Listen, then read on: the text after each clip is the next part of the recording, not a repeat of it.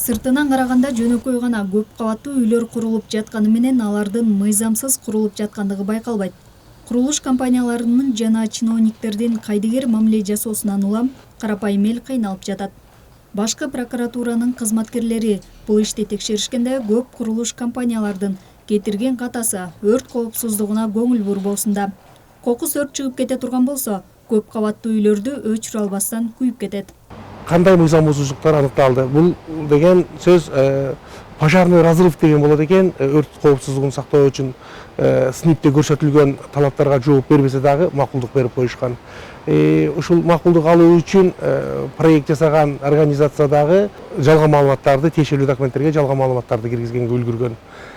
Ошолордун жыйынтыгында уруксат кагаз алынып калып, курулуш куруу башталган. Бирок арыздын негизинде жүргүзгөн текшерүүдө жанагындай мыйзам бузушулуктар аныкталганына байланыштуу Бишкек шаардык прокуратурасы тарабынан 16 апрелде РППга каттап бул фактыны мыйзамсыз берилген уруксат берүүчү кагаздарды кайра чакыртып алуу жөнүндө сунуш келтирдик биз.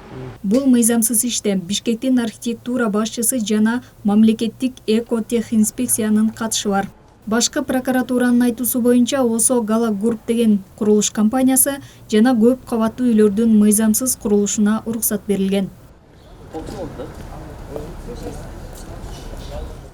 Мындан улам Наждак телеканалы Бишкектин башкы архитектурасына барганыбызда мекеменин бөлүм башчысы Максат Молдомырзаев окуяга өз оюн билдирди.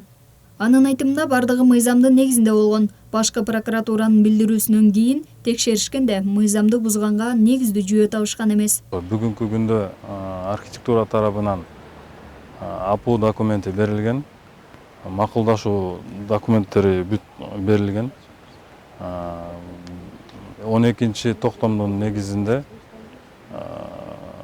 противопожарный разрывдарды ошол проектируемый организация карайт, мойнуна ошолор алат. Прокуратура тарабынан текшерүүлөр жүргүзүлдү. Текшерүүнүн негизинде биз карап чыктык. Законду бузуу эрежелери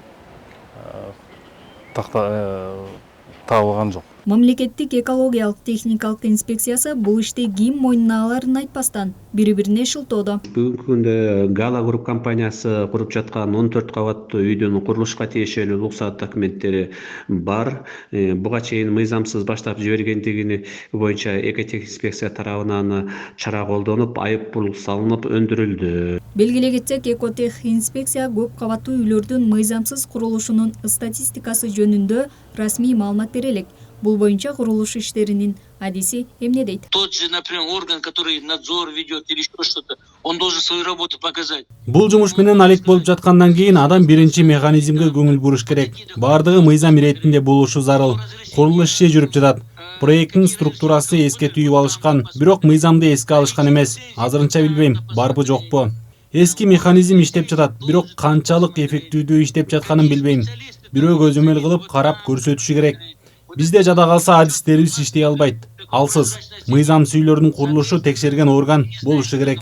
Эгер кандайдыр бир окуя болуп кете турган болсо, карапайым калктын ден соолугуна жана өмүрүнө ким жооп берет? Ким жоопкерчилик алат деген суроо ойлондурат. Бирок мыйзамсыз дегени менен көп кабаттуу үйлөр дагы да болсо курулуп жатат.